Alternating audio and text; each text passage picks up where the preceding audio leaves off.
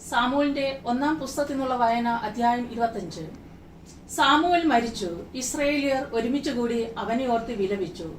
റാമായിലുള്ള സ്വന്തം ഭവനത്തിൽ അവനെ സംസ്കരിച്ചു. ദാവീദ് പാരാൻ മരുഭൂമിയിൽ പോയി പാർത്തു. കാർമലിലെ ഒരു വ്യാപാരി മവോനിൽ ഉണ്ടായിരുന്നു. വലിയ ധനികനായിരുന്നു. അവന് 3000 ചെമ്മരി ആടുകളും 1000 കോലാടുകളും ഉണ്ടായിരുന്നു. കാർമലിൽ വെച്ചാണ് ആടുകളുടെ രോമം കത്രിച്ചിരുന്നത്. കലേബ് വംശജനായ അവന്റെ പേര് നാബാൽ എന്നും ഭാര്യയുടെ പേര് അബിഗായിൽ എന്നുമായിരുന്നു. അവൾ വിവേകവതിയും സുന്ദരിയുമായിരുന്നു. അവനാകട്ടെ ഹീനനും ദുഷ്കർമ്മിയും. നാബാൽ ആടുകളുടെ രോമം കത്രിക്കുകയാണെന്ന് മരുഭൂമി വെച്ച് ദാവീദ് കേട്ടു. അവൻ 10 ചെറുപ്പക്കാരെ വിളിച്ച് കാർമലിയിൽ ചെന്ന് നാബാലിനെ എന്റെ പേരിൽ അഭിവാദനം ചെയ്യുക എന്ന് പറഞ്ഞയച്ചു. നിങ്ങൾ ഇപ്രകാരം പറയണം: നിനക്ക് സമാധാനം, നിന്റെ ഭവനത്തിനും നിനക്കുള്ള സകലത്തിനും സമാധാനം. നിനക്ക് ആടുകളുടെ രോമം കത്രിക്കുന്നവരുണ്ടെന്ന് ഞാൻ അറിയുന്നു. കാർമലിൽ ആയിരുന്ന കാലമെല്ലാം നിന്റെ ഇടയന്മാർ ഞങ്ങളുടെ കൂടെയായിരുന്നു. ഞങ്ങൾ അവർക്കൊരു ഉപദ്രവം ചെയ്തില്ല, അവർക്ക് നഷ്ടമൊന്നും വന്നതുമില്ല. നിന്റെ ഭൃത്യന്മാരോട് ചോദിച്ചാൽ അവർ ഇത് പറയും. അതിനാൽ എന്റെ ദാസന്മാരോട് പ്രീതി കാണിക്കണം. ഒരു വിശേഷ ദിവസമാണ് ഞങ്ങൾ വരുന്നത്. നിന്റെ പുത്രനായ ദാവീദിനും നിന്റെ ദാസന്മാർക്കും നിന്റെ കൈവശമുള്ളത് തരണമെന്ന് അപേക്ഷിക്കുന്നു. ദാവീദിന്റെ ദാസന്മാർ ചെന്ന് ഇത് അവന്റെ നാമത്തിൽ നാബാലിനോട് പറഞ്ഞിട്ട് കാത്തുനിന്നു. നാബാൽ അവരോട് ചോദിച്ചു: ആരാണ് ദാവീദ്? ജെസ്സയുടെ പുത്രൻ ആരാണ്? യജമാനന്മാരിൽ നിന്നും തെറ്റിപ്പിരിഞ്ഞു പോകുന്ന കൃത്യന്മാർ ഈ കാലത്ത് ധാരാളമുണ്ട്.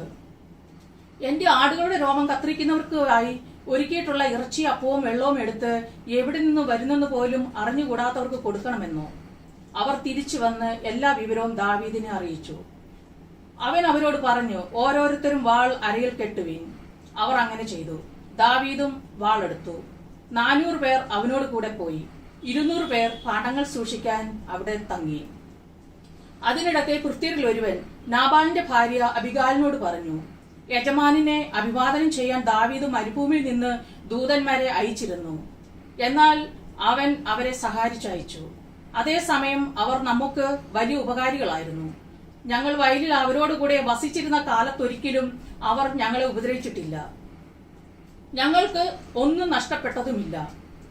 ആടുകളെ മേയിച്ചുകൊണ്ട് അവരോടുകൂടെ ആയിരുന്നപ്പോഴൊക്കെ രാവും പകലും അവർ ഞങ്ങൾക്കൊരു കോട്ടയായിരുന്നു. എന്ത് ചെയ്യണമെന്ന് ആലോചിച്ച് തീരുമാനിക്കുക. യജമാനും കുടുംബത്തിനും ദ്രോഹം ചെയ്യാൻ അവർ തീരുമാനിച്ചിരിക്കുന്നു.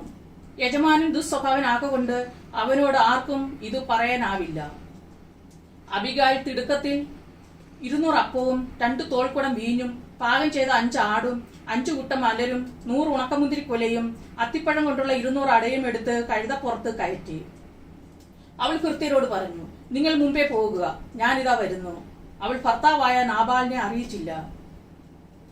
അവൾ കഴുതപ്പുറത്ത് കയറി മലയടി വാരത്തിലേക്ക് ഇറങ്ങിച്ചെല്ലുമ്പോൾ ദാവീദും അനുയായികളും എതിരെ വരുന്നത് കണ്ട് ദാവീദ് പറയുകയായിരുന്നു: മരുഭൂമിയിൽ അവനുണ്ടായിരുന്നതൊക്കെ ഞാൻ കാത്തു സൂക്ഷിച്ചത് വെറുതെയായി. അവന്റെ വക യാതൊന്നും നഷ്ടപ്പെട്ടില്ല. അവനാകട്ടെ എന്നോട് നന്മയ്ക്ക് പകരം തിന്മ ചെയ്തു. അവന്റെ ആളുകളിൽ ഒരുവനെയെങ്കിലും പുലരും വരെ ജീവനോടെ ഇരിക്കാൻ ഞാൻ അനുവദിച്ചാൽ ദൈവം ദാവീദിന്റെ ജീവൻ എടുത്തുകൊള്ളട്ടെ. ദാവീദിനെ കണ്ടപ്പോൾ അബിഗായിൽ തിടുക്കത്തിൽ കഴുതപ്പുറത്തു നിന്നിറങ്ങി അവന്റെ മുമ്പിൽ സാഷ്ടാംഗം നമസ്കരിച്ചു. അവൾ അവന്റെ കാൽക്കൽ വീണു പറഞ്ഞു: പ്രഭു, ഈ തെറ്റ് എന്റെ മേലായിരിക്കട്ടെ. അങ്ങയുടെ ഈ ദാസിയെ സംസാരിക്കാൻ അനുവദിച്ചാലും ഈ ദാസിയുടെ വാക്കുകൾ കേൾക്കണമേ. ദുസ്വഭാവനായ ഈ നാബാലിനെ അങ്ങ് പരിഗണിക്കരുത്.